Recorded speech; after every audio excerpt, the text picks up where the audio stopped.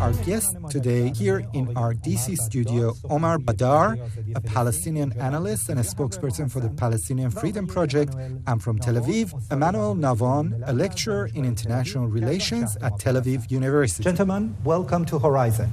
Thank you. I would like to direct my first question to Omar. Thank you. The accusations that Israel is attempting to change or breach the status quo with regards to the Al-Aqsa complex seem to have triggered the recent wave of violence. Do you support these accusations? And if so, how is Israel breaching the status quo? Well, there certainly has been a series of propagations. You know, we've seen right-wing Israeli settlers make it onto the compound.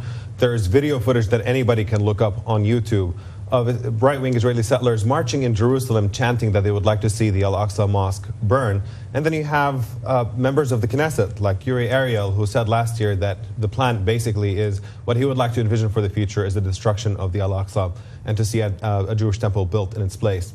But whether there is a plan at the end of the day to actually change the status quo or not, I think really misses the point, because at the end of the day, these propagations are just the spark that lit the latest wave of violence, but the real driving force of this violence is an ongoing occupation of the Palestinian territories, land theft, driving Palestinians out of their homes, and this sort of stuff that goes on is basically a recipe that's inevitably going to lead to violence. And I think people who are serious about resolving this conflict peacefully should be looking at that primary cause to resolve the conflict.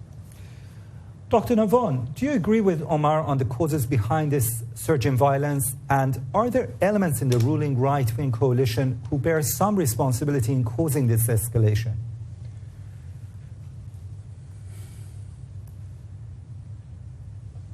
Well, no, I do not agree. And the truth of the matter is that what Omar calls the occupation is not the cause of the conflict and of the violence. And the proof is that between 1949 and between 1967, when the West Bank was controlled by Jordan and when the Gaza Strip was controlled by Egypt, nobody at the time established a Palestinian state. Nobody said at the time that they were occupied. And there was violence already at the time against Israelis, many terrorist attacks, and there was no peace at the time. And so the control of the West Bank and in the past of the Gaza Strip by Israel is the consequence and not the cause of the violence. The real cause of the violence, of course, is the same incitement, by the Palestinian leadership, falsely accusing Israel of wanting to destroy the Al-Aqsa Mosque, which is, of course, a lie, but this lie is not new. Frankly, it started already really telling in the 1920s. That you want to drag us all the At way the time, back there was no occupation, there was no state of Israel. When the leader of the Palestinians, Haj Amin Khalhusseini, in 1929, falsely accused the Jews of trying to destroy the Al-Aqsa Mosque. Dr. Navon. It was in 1929. And when he made those false accusations, I think we have a delay with Dr. Navon. 133 Jews were murdered in Jerusalem, in Hebron, and in Safed.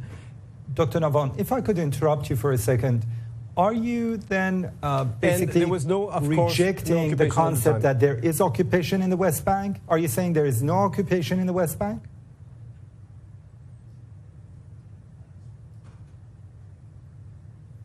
I was talking about the claim that this is the cause of the conflict. What I am saying is that the partial control of the West Bank, because don't forget that 98% of the Arab population of the West Bank is ruled by the Palestinian Authority. Do not forget that Israel withdrew completely from the Gaza Strip in 2005. And therefore, this is not the cause of the conflict, it is the consequence of the conflict. If Israel were to withdraw completely to the armistice line of 1949, we would get back to the situation that existed before 1967 when there was no peace. Okay. And so yes, I am saying that Israel's partial control of the West Bank is the consequence and not the cause of the conflict. Omar, Prime Minister Netanyahu has repeatedly insisted that the recent violence has nothing to do with the expansion of settlements or the continued occupation of Palestinian territories, as Dr. Navon was basically saying the same kind of argument.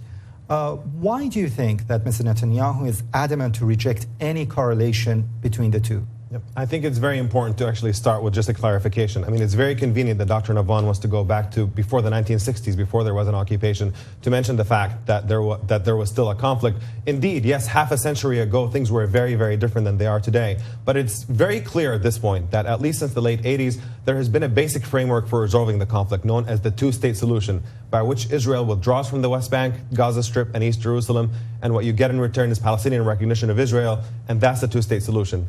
Except, of course, throughout the entire peace process, instead of withdrawing from the occupied territories, all Israel did was build more and more illegal settlements on those Palestinian territories, and thereby defeating the entire idea of a peace process. Now, Netanyahu, of course, who wants neither a binational state where Palestinians have equal rights within Israel, nor does he want to end the occupation, will conveniently try to deflect attention away from the issue that is really at hand. But frankly, anybody who is paying attention to what is happening and whose IQ is above average room temperature can see immediately through that propaganda. We're actually talking about an occupation that is condemned by the UN, condemned by every human rights organization, the International Court of Justice, and even the US government, which has been supporting Israel forever with diplomatic support and military aid, also opposes that occupation. So let's not pretend that has nothing to do with things. Dr. Navon, Mr. Netanyahu has called for direct talks without any preconditions as the only way to resolve the long-standing conflict. These talks have proven futile in the past, and the Palestinians have little or no leverage in any direct negotiations to bargain with Israel. Why should the Palestinian leadership accept this invitation to talks?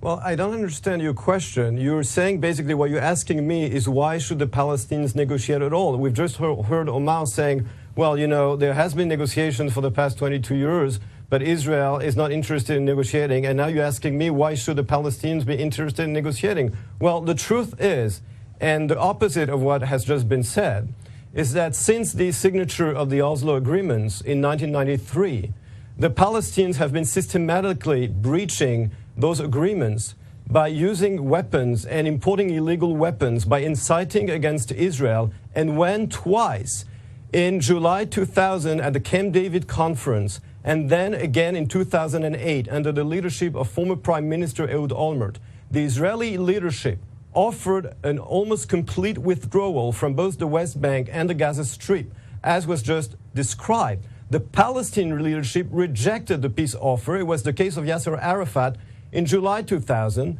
and of Mahmoud Abbas in 2008. Why did they reject it? Why did they reject the two-state solution and the land for peace formula? Because they insisted on what they call the right of return, whose meaning is that the descendants of the third generation, the actual or alleged descendants of the refugees, of the Arab refugees of 1948, should be entitled to become citizens of Israel. And therefore, it wouldn't be two-state for two people.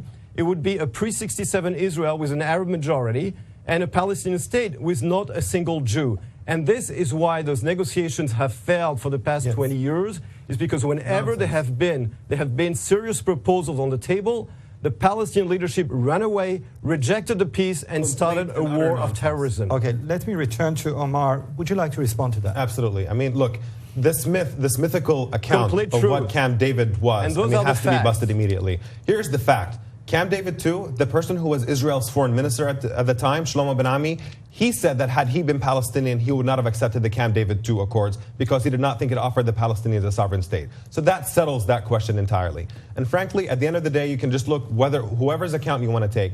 The fact that settlement building continued throughout the entire peace process and the number of settlers doubled in the West Bank from the beginning of the peace process until it ultimately fell apart is a clear sign that Israel was never serious about ending the occupation. Now, just on the question of refugees, there has been the Arab Peace Initiative, which offered full normalization of relations between Israel and the entire Arab world in exchange for the two-state solution, and that included a just resolution to the question of the refugees. This doesn't mean the return of every single last one of them. It does mean that Israel has to acknowledge that it drove them out because it did. It has to apologize for doing so. There has to be some kind of compensation, and I think everybody who's serious knows that there will be some kind of compromise on the numbers to facilitate a two-state solution coming out of this. Are we talking about the preconditions that the Palestinian Authority is insisting on? Could you described. What are those preconditions? The precondition is simple. Israel has to be serious about being willing to give Palestinians the right of self-determination. When you look at this, the Palestinians are the ones who are being asked to compromise on everything. International law is very, very clear about the fact that Israel has to withdraw from all of the territories it occupied in 1967. That happens to include East Jerusalem. All the settlements are illegal. And yet, in practice, the Palestinians are willing to compromise on virtually every one of those things. The borders can be a little bit modified. Jerusalem can be shared to some extent. The settlements, maybe we'll keep some of them. The refugees, maybe we can argue about numbers. But Israel is not willing to make a single compromise for the sake of this, and that's simply because they have the power. You have an arrogance of power where they can keep control of these occupied territories with virtually no consequence, and this is why the conflict continues. Dr. Navon, why is Israel staunchly against returning to the 1967 borders, and what would it offer in return?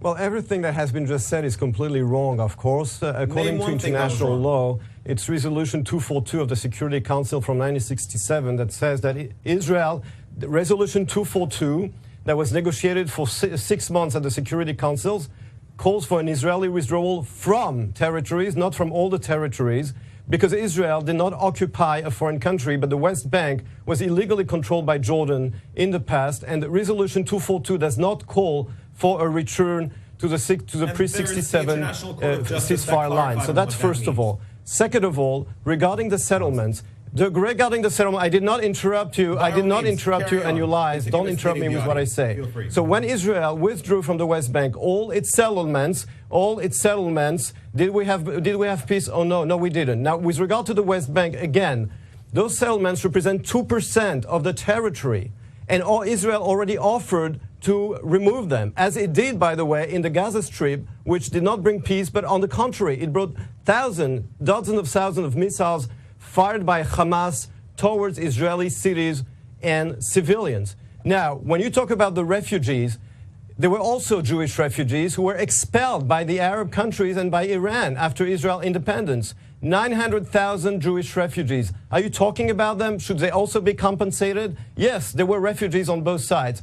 A just solution means compensation. It doesn't mean granting a right of return, so-called return, to the third generation of refugees. And when Saudi Arabia talks about its peace initiative, what it means by a just solution, it means the right of return. And this is why the Palestinian leadership and the decision to sign a peace agreement with Israel or not does not belong to Saudi Arabia, but to the Palestinian leadership. Whenever they were offered a peace agreement with a complete removal of Israeli settlements, which, as I said, represent only 2% of the territory of the West Bank, they said no because of the right of return, and that's a fact. Navon, I would like to interrupt you for a second to correct something. As far as I know, and I think it's quite accurate, the Jewish population of Iran were never expelled from Iran. Many decided to basically migrate from Iran after the revolution because of some of the hardship that some of their fellow basically community members experienced, but they were never systematically expelled from Iran. And Iran still has the largest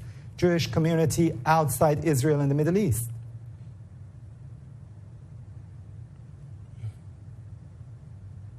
Well, you know, the same historical argument exists for the Arab population of the former British Mandate.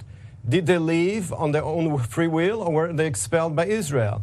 Some of them, many of them, when the Arab leaders at the time said you have to leave so that we can destroy Israel, or did Israel expel them? Now imagine what would be the fate of Jews in Iran under the regime of the Ayatollahs. I mean, obviously they had to run for their lives. But the Jews from Iraq, from Syria, from Lebanon, from Libya, and from Egypt were expelled without their property. Now, just a couple of points here that are really important to correct. First of all, when we're talking about, he mentioned Gaza, the fact that Israel withdrew from Gaza and there were rockets. Let's also not kid ourselves about the fact that Israel never left Gaza. They withdrew settlers, but they kept a complete and total stranglehold on Gaza, where for a while there, for years, they were not allowing in potato chips or cookies or sodas. I guess what? A fear that Hamas might launch chocolate chip rockets at Israel? And even after that, after intense pressure from the international community, from humanitarian activists, including lives lost by Turkish activists who were on these flotilla ships trying to get humanitarian aid into Gaza, that Israel eased the siege on Gaza and allowed some humanitarian items in, but it continues to dictate who gets in and who gets out, continues complete and total control of the airspace of Gaza, shoots at Palestinian fishermen who are fishing off of the ghost of Gaza. It is absolutely true. It is absolutely true. And just when you look at that context, you can't pretend that the occupation of Gaza actually ended. And you can't pretend that the Palestinians are free there. Can I just ask both sides to return to the current crisis? Omar, what arrangements could ease the Palestinian concerns regarding the status of the Al-Aqsa complex? Honestly, there could be gestures of goodwill that could be carried out. But again, you can't have any kind of gesture of goodwill be carried out effectively while Palestinians in East Jerusalem continue to be pushed out of their homes. I mean, virtually every few weeks there's a new footage of Palestinians being thrown out of their homes in East Jerusalem and then settlers who come and take over that home. This is not, I mean, there's a systematic ethnic cleansing, so I don't think that ultimately is going to be about any gestures of goodwill. There has to be a real shift in the Israeli government towards actually accepting Palestinian rights. Let me raise that question with Dr. Navon. Dr. Navon, while calling for the resumption of negotiations, Mr. Netanyahu and his predecessors have continuously changed the realities on the ground by annexing more Palestinian land and expanding huge settlements in the heart of the Palestinian territories in the West Bank. How can Israel speak of peace while it's in effect expanding its occupation?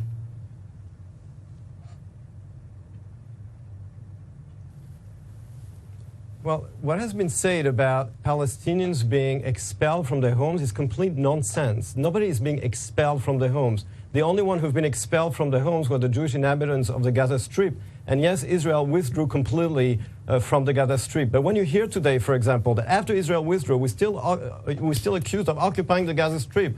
So you might wonder why Israel will have some doubts about what would happen after it completely withdraws from the West Bank. But to answer your question, as I said, those settlements are the result and not the cause of the conflict. And they represent 2% of the territory. And as a matter of fact, in the past 6 years under the prime ministership of Netanyahu, there has been less settlement construction than under his predecessors. And those are facts. You can check those figures.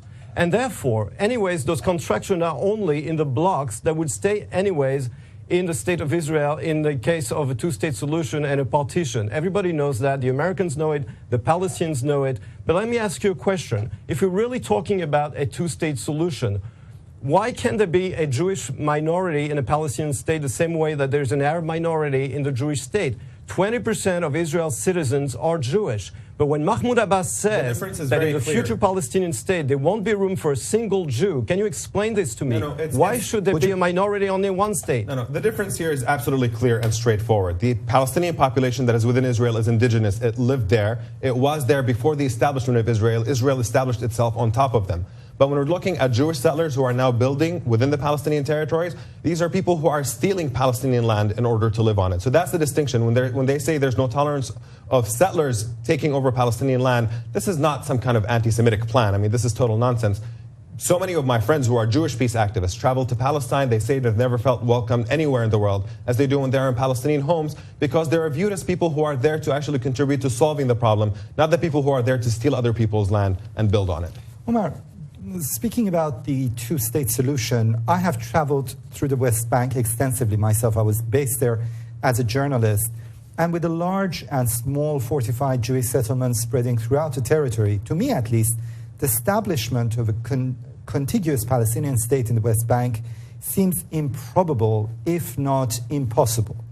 What other options would the Palestinians pursue if the statehood is no longer feasible? Look, frankly, there are only two ways to resolve this conflict. You could either give Palestinians independence in the occupied territories and a sovereign state that they can be their own, or the alternative is a single state, one man, one vote for all Israelis and all Palestinians to live together in one state.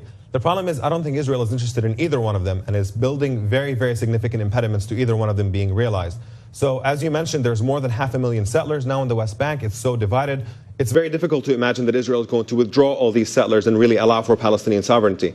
On the other hand, also the idea that Israel would abolish Zionism and allow Palestinians, refugees, to come back to their homes and allow for a complete mix of people seems equally implausible. So we're really dealing with an Israeli government, and frankly, given the fact that they're democratically elected by a population that is shifting farther and farther to the right, is really concerning. This is a population that is not really interested in resolving the conflict. I think they feel really drunk with power, able to impose whatever they want on the Palestinians without any consequence.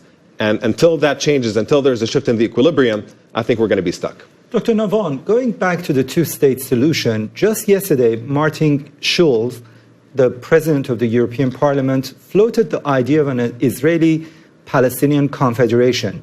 I know the concept of a one-state solution is very contentious topic in Israel, especially with the sensitivities regarding the long-term demographics of such a state and the Israeli fear that the Arabs would become the majority sooner or later.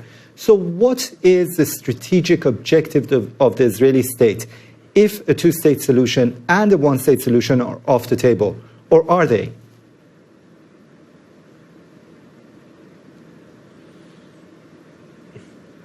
Well, as you know, what is called a two-state solution has been working in theory and failing in practice since it was first proposed in 1937 by the Peel Commission.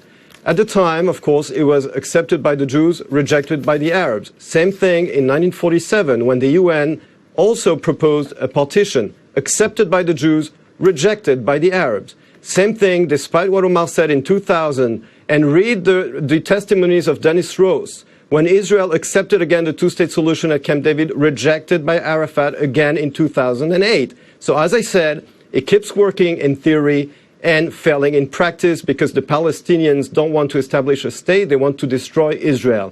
And when we see today what happens in the Middle East, where 22 failed Arab states, and one falling after the other, imploding after the other, look at Iraq, look at Syria, look at Lebanon, look at Libya, the idea of creating another failed Arab state 15 kilometers from Tel Aviv, when the Palestinians keep inciting and are switching more and more towards Islamic fundamentalism. I remind you that Hamas controls the West Bank. I remind you that the reason why Mahmoud Abbas hasn't had election, controls the Gaza Strip, sorry, I remind you that the reason why Mahmoud Abbas has postponed elections for 10 years for his leadership is because he knows, that Hamas would win. So we have a fundamentalist society that sees itself as Islamic, does not even recognize the very concept of nation state, and they're talking about creating another failed Arab state in the Middle East. It's a bit counterintuitive. Can I just say that, let's say we accept your argument.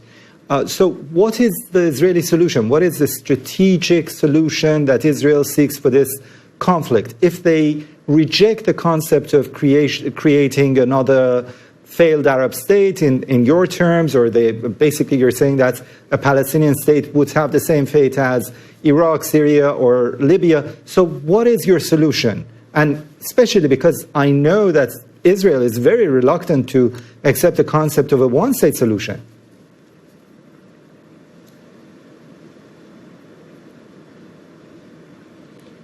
Right, but first of all, your question assumes that there is a solution.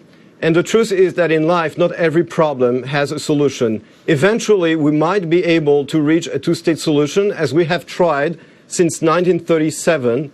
But the fact is that until now, and when Mahmoud Abbas says that he will never recognize Israel as a nation-state of the Jewish people, I do not see how we can implement it. Now, Israel always had the option, as it did in the Gaza Strip, to unilateral withdraw from most of the West Bank, as it did in the Gaza Strip. That would preserve its Jewish majority, and it would let the other side continue in its complete rejection of Israel. Of course, even if Israel would withdraw from the West Bank, it would still be accused of occupying it, the same way that it's still accused of occupying the Gaza Strip. But at least it would put the demographic issue on the side. That would not completely solve the problem, but at least Israel has this card under its knee.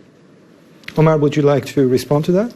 First, let's be clear also about the fact that when he's invoking what's happening in the region and the shift to Islamization and this and that, what he's really doing is he's engaging in a really effective propaganda technique to shift people's sympathies. When you see what ISIS is doing, to somehow try to connect that to what Israel is fighting in the Palestinian territories, of course, is transparently silly. The Palestinian struggle for justice, the Palestinian struggle for freedom in their own country has nothing to do with the drive towards Islamization in neighboring countries.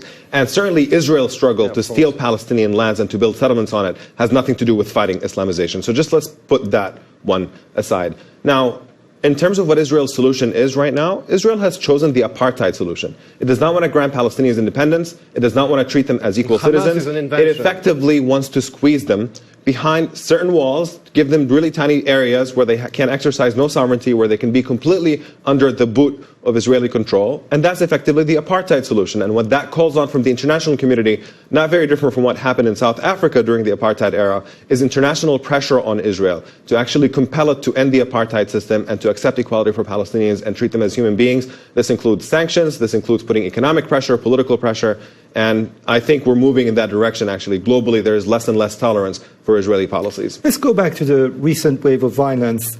There are those who describe the recent violence as a third intifada.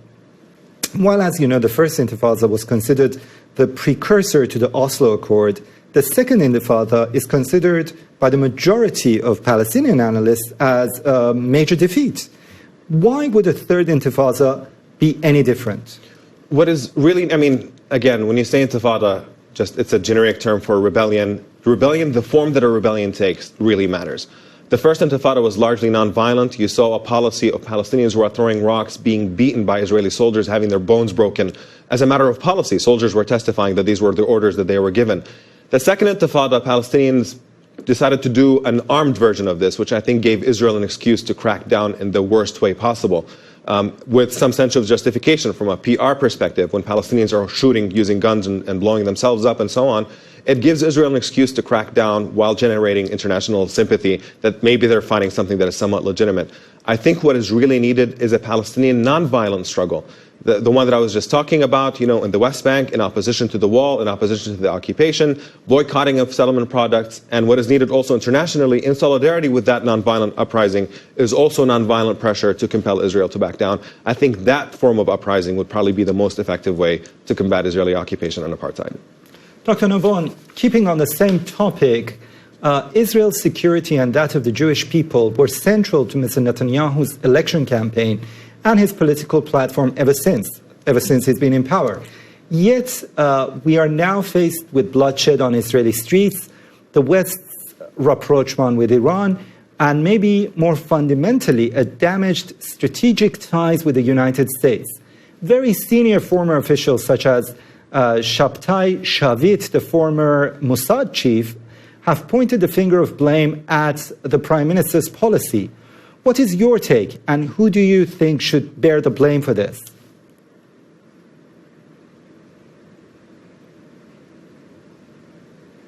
Well, look, first of all, I have to make a few corrections with what has just been said.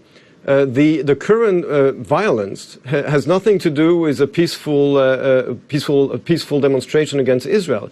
It is the stabbing and the intentional killing of Jews with a Palestinian leadership that encourages it, with parents that glorify the killing of Jews as a religious commandment, again, as a reaction of the so-called destruction of Al-Aqsa, which is a complete lie. Now, with regard to what happens after that, and on who to put the blame, because this is your question, again, there have been, under the previous administration of Netanyahu, efforts by the U.S. government to reach an agreement, to negotiate between Israel and the Palestinian Authority.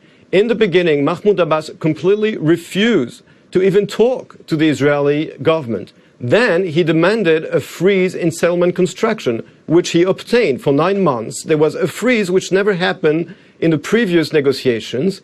And then, after the freeze was over, he finally accepted to negotiate, but asked for the freeze to be reconducted. And then he demanded the release of terrorists and described them as heroes. So there were negotiations under the previous governments. Again, and Dennis Rose talks about it, many officials in the American government, Mahmoud Abbas refused again and again to give up on the so-called right of return. He refused to recognize Israel as the nation state of the Jewish people, which means, in effect, canceling the so-called right of return.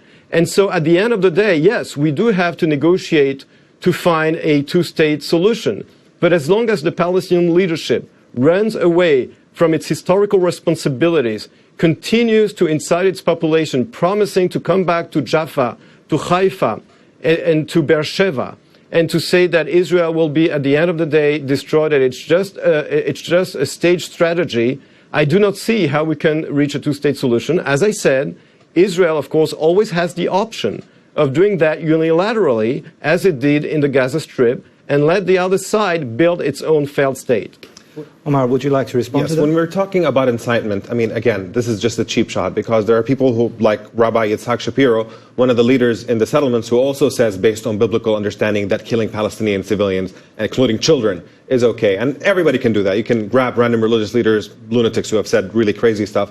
But that's not the point. You're really avoiding the central issue. That is not true. It is absolutely true. You can check those quotes for yourself. The central issue here is that when we're looking at the occupation, I mean, it's quite remarkable that you have one side that is building more and more settlements on land that they're pretending that they want to give up, and then nobody's asking any questions. But we're supposed to pretend that Israel is serious about a peace process that it itself undermined by building more and more settlements and entrenching the occupation deeper and deeper. That's just utter silliness.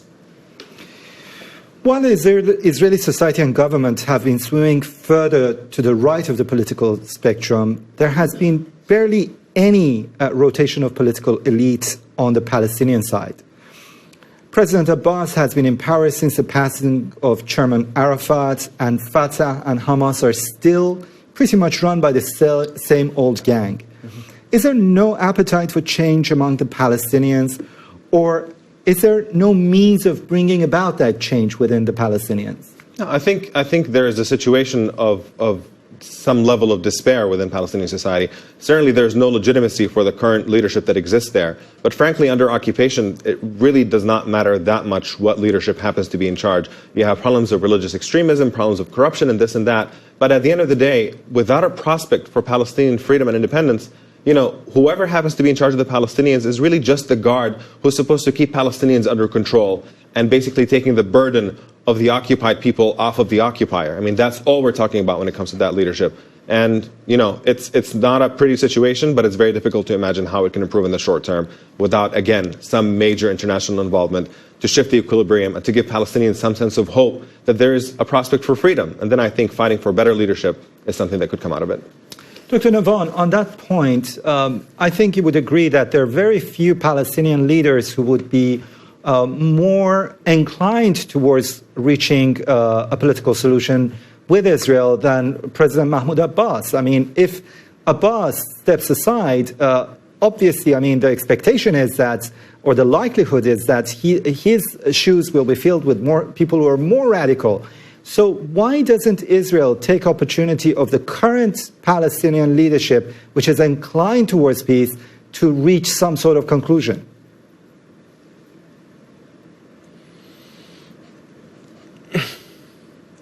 How do you know it is inclined? It is the same Mahmoud Abbas who, when he was offered in 2008 by Ehud Olmert, Israel's prime minister at the time, a complete, I insist, complete with land swaps, Israeli withdrawal from Gaza and from the West Bank, including in Jerusalem, including sharing sovereignty over the Temple Mount, including accepting some Palestinian refugees, Mahmoud Abbas, who you say is moderate and who you say is more likely to make peace with Israel, said no. Condoleezza Rice said herself she couldn't believe the Israeli proposal, and Mahmoud Abbas said no. So I really don't know what you're talking about. Now, with regard to Mahmoud Abbas's leadership, you know, the Palestinians have gotten so used to blaming everything on the occupation.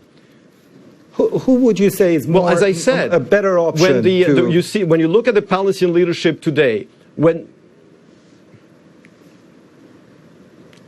I don't know that there is a better option. I just know that Mahmoud Abbas refused a very generous offer by Israel. Even President Obama said it. Condoleezza Rice said it. It was a very serious and generous offer. He rejected it.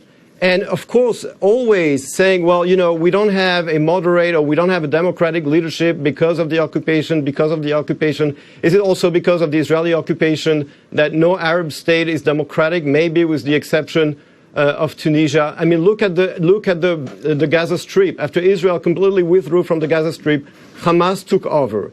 And that has nothing to do with Palestinian freedom of self-determination. It has nothing to do with it. The Palestinians are not free because their leadership is not a leadership that respects human rights and doesn't respect freedom. Look at Hamas, and if tomorrow Mahmoud Abbas would have election in the West Bank, everybody knows, and he knows, that Hamas would take over. Okay. Would this bring freedom to the Palestinians? Of course not. Before I give the response to Omar, I would like to say something about the Gaza Strip, because I was based there for a number of times. And as you know, Gaza is partially under the control of Hamas, and there are even much more radical kind of jihadi groups down towards Egypt who control some of the territory there, and they have these infightings between themselves and Hamas. Now, you say that what happened in the Gaza Strip with the partial withdrawal of Israel has led to Hamas. Let's say that Hamas is basically set aside from power tomorrow. It just basically collapses on itself. Who do you think will fill the vacuum in Gaza? Wouldn't it be the jihadis, the ones which are much more closer to the jihadis in Syria or in Iraq?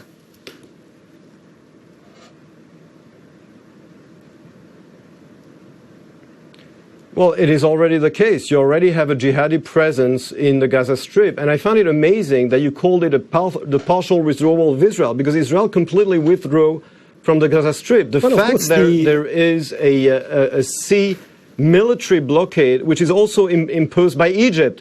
Are you accusing Egypt of still occupying the Gaza Strip because it also imposed this military blockade on the Gaza Strip? Certainly, I mean, Egypt controlled the Gaza Strip between 1949 and 1967. You still accuse Egypt of occupying the Gaza Strip? I would let Omar answer that if you would like to respond to that. But no, Egypt is controlling the border with Gaza. It's blocking the control with Gaza. And do you accuse Egypt of occupying Gaza? I'm explaining to you the difference. The difference is Israel doesn't just block its border with Gaza. Israel controls Gaza, does not allow Gazan fishermen to go into the water. That's not just controlling its border with Gaza, as opposed to Egypt. Again, I don't want to make any excuses for the Egyptians. Certainly, they're not behaving well in this situation, but they're merely controlling their border. And they fish all the time. Just look at how often they get shot at whenever they go beyond a certain range because of the blockade that is imposed on Gaza. But when we're looking, if Emmanuel and other people in Israel are tired of hearing about the occupation, there's a very easy solution. They can just end it, and then they don't have to hear about it anymore. But instead, they would rather just maintain it and then keep using it as an excuse to deflect the conversation onto other stuff. Now, I want to answer the point about the rise of extremists in Gaza. The success of Hamas came as a direct result of the fact that the Palestinian Authority was bending over backwards to try to reach a peaceful settlement with Israel through negotiations, and failed because Israel was not ending the occupation. That's why people shifted their support to more violent elements within Palestinian society. And you can see it in opinion polls early on during the peace process. There was very widespread opposition to suicide bombings because people are saying, hey, look, we're working towards a peaceful solution. Stop doing this. You're making things worse. And only when it became clear that Israel was not really interested in ending the occupation, after it continued building settlements and sparked the Second Intifada, did we see this rise of support to people who are using violence as a means of fighting Israel. Now, just one last point, when we're talking, let's not forget complete nonsense. Let's not forget about, frankly, the violent radicalism of the Israeli government. Let's not pretend that they're electing people who are interested in peace. It's a right-wing coalition government that wants to trample on Palestinians militarily. They're accused by every human rights organization of indiscriminate bombing of Palestinian civilians. So that's not a government that is in any position to point the finger at other people being violent. I would like to ask Dr. Navon about that specific point. Dr. Navon, I think you would agree that there is little hope for Mr. Netanyahu's right-wing coalition to make any meaningful overtures, let alone concessions to the Palestinian side, without putting the coalition itself in imminent danger of collapse. Would this wave of violence strengthen the hand of the hardliners in the Israeli establishment, or could it perhaps generate a need for political change?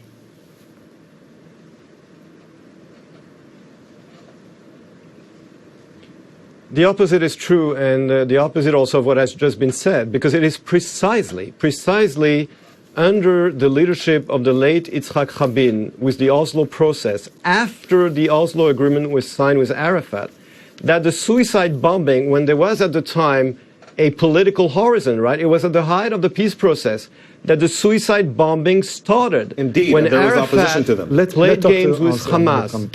It was at the height of the peace process with all these buses where it was in 95 and 96 before he was murdered, at the height of the peace process, that suicide bombing started. And these are facts. So it is precisely when we had the peace process, when Arafat came from Tunis and brought his minions, his terrorists, with weapons, that the terrorism started, more terrorist attacks than we had ever before. Now, when it comes to Israel, why do you think, have you ever asked yourself, why in the past the left and the Labour Party would win elections all the time? And since Arafat came in, the right has been winning the elections because Arafat and then Mahmoud Abbas has pushed Israeli society to the right by convincing more and more Israelis that they have been deceived by a Palestinian leadership that has been lying to it all the time, playing a double game with this peace process. So if the Palestinian leadership, which is responsible mostly for the switch of Israeli society to the right, wants to stop this, it should maybe one day be serious about peace. Stop lying, say yes to a peace proposal. And again, if the Israeli society, as you said, the right has been winning more and more elections to the right, the main reason is the PLO and its decisions. Dr. Navon, I would like to put this question to you because there are many analysts who are saying that the shift to the right in the Israeli political system has more to do with the change in the demography of the Israeli society. I mean, the expansion of the Haredi, the introduction of the Israelis who have migrated from Russia, and they're generally viewed as being more right-wing than perhaps the Ashkenazi who migrated from Western Europe or Eastern Europe. And these changes have contributed to the right-wing majority in Israel. Don't you think that these demographic basically developments have had some impact on what we're seeing now?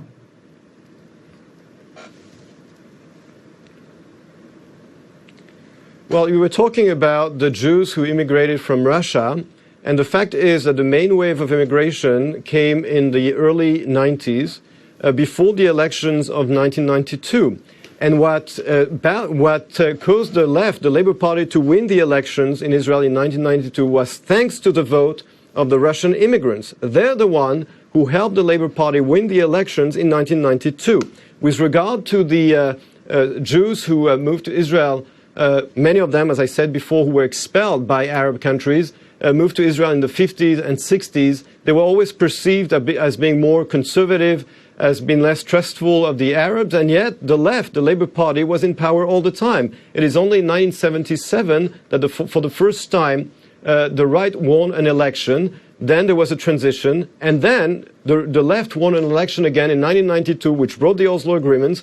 And after the whole process collapsed, especially after Arafat rejected the peace offer at Camp David, the left in Israel has been unable to convince the public, not because of changes in Israeli society, but because it's really hard today to convince Israeli voters to trust the Palestinian leadership after what we have experienced in the past 2 decades. This reversal of the narrative is almost comical. I mean, look, let's just correct a couple of things.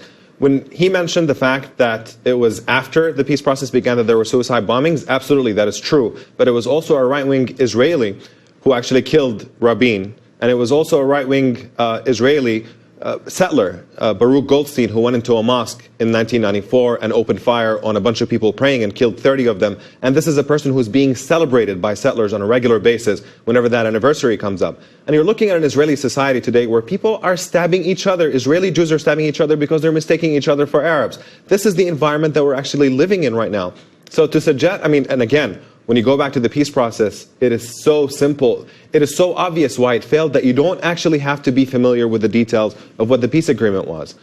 There is complete and total increase in settlement control. There is an increase in Palestinians being driven out of their homes in the West Bank. If you look at human rights reports by Human Rights Watch, Amnesty International, there's complete impunity for settler violence against Palestinians in those areas. So really what led towards the failure of the peace process is not something that anybody can dispute on these silly talking points. It's very, very clear that there was an expansion of occupation when the point was a retraction of occupation in order for a Palestinian state to exist. I dispute it, and it's not silly, though that's the facts. Dr. Navon, I would like to allocate the last few minutes of the program to the role that the international community can play in diffusing these tensions.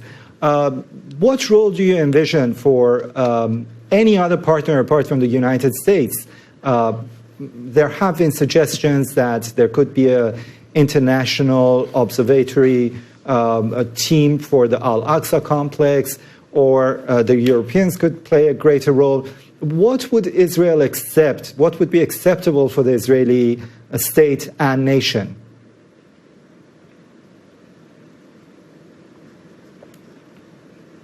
Well, as you know, regarding the Temple Mount, which you call the Al-Aqsa complex, Israel has already agreed to a 24/7 cameras to prove that there's no change in the status quo. I mean, this is a lie. There's no change in the status quo. And Israel is happy to prove it by having those cameras. So Israel has also already accepted it. I think it's a good idea, which John Kerry proposed. But what we have to have also is, people always say Israel gets a free pass, but the Palestinians get a free pass all the time for saying no to peace all the time. There has to be pressure also on the Palestinians, and put pressure on them to say to Mahmoud Abbas to stop lying about the status quo, to stop inciting. He's the leader, his own population. I mean, look at the Facebook page of the Fatah movement. It is full of incitement to murder Jews. There has to be international pressure on the Palestinian leadership to explain why it has systematically rejected all the peace offers, why it is lying about a status quo on the Temple Mount, and why it is inciting its population to murder Jews. When this happens, maybe we will be able to move forward with the peace process. Omar, what role do you think that the international community can play in diffusing this round of violence and perhaps the greater conflict? I think the international community, in terms of rhetoric, is already where it needs to be. I mean, the United Nations keeps passing resolutions against the occupation, keeps condemning Israeli violations of Palestinian rights. What you really need right now is enforcement. And unfortunately, we're in a situation where the only country that actually has leverage over Israel is the United States. But the United States, because of our domestic political constraints here, gives unmitigated diplomatic support to Israel through using nearly 50 vetoes at the United Nations to protect Israel from enforcement, gives Israel unconditional military aid, even at points when there's friction between Obama and Netanyahu about clashing over everything. Yet U.S. strategic support for Israel actually continues, and I think that's what really needs to be challenged, and it's something that the rest of the international community can try to contribute towards by isolating Israel more and more and make it a pariah state that it is until it agrees to abide by international law like any other state. And finally, on the question of incitement from Mahmoud Abbas, I mean, there's a lot of things that you can say about Abbas, but an inspiring speaker is certainly not one of them, not somebody who can move anybody to do anything, frankly. I don't think that he enjoys widespread support. And Palestinians who watch their homes being demolished, who watch their friends who are protesting being shot, that can drive people to violence a lot more than some leaders saying some stuff about what might or might not be happening at Al-Aqsa. Dr. Navon, we only have about 1 minute left, and I would like to give the final word to you. Would you like to add anything?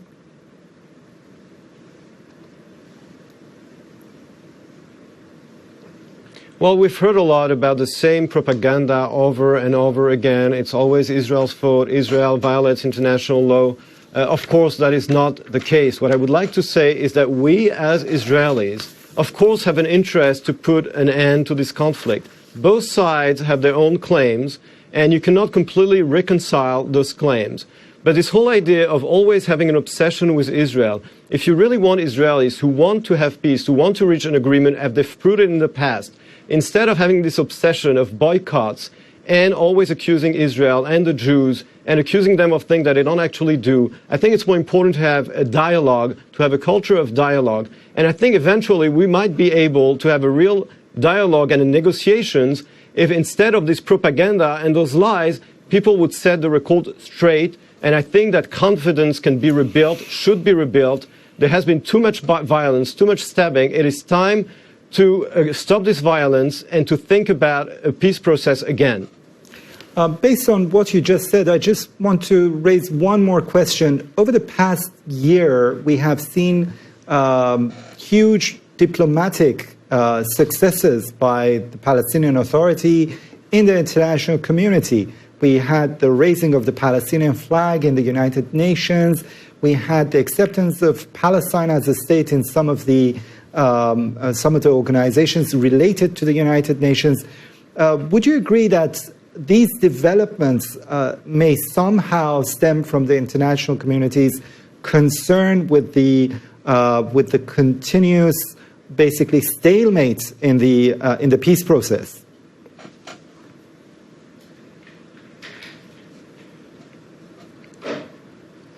Well, you know, the very concept of international community is, of course, an oxymoron. There's no international community. There are different countries with different interests. At the UN, of course, the Palestinians enjoy this automatic majority of Arab states and Muslim states at the General Assembly. Whatever they say gets a majority. So as Abba Ibn said at the time, even if they would pass a resolution saying that the world is flat, they would have a majority at the General Assembly. So the General Assembly really always supports the Palestinians anyways. But what we have to do is to make peace on the ground. And on the ground, unfortunately, we have a rejectionist leadership. We only have 5 seconds left. I have we need to interrupt you there. At least countries that have the power to influence both sides, to influence both sides and not only one side. Thank you, Dr. Navon and Omar Baddar. Thank you both for taking part in our program.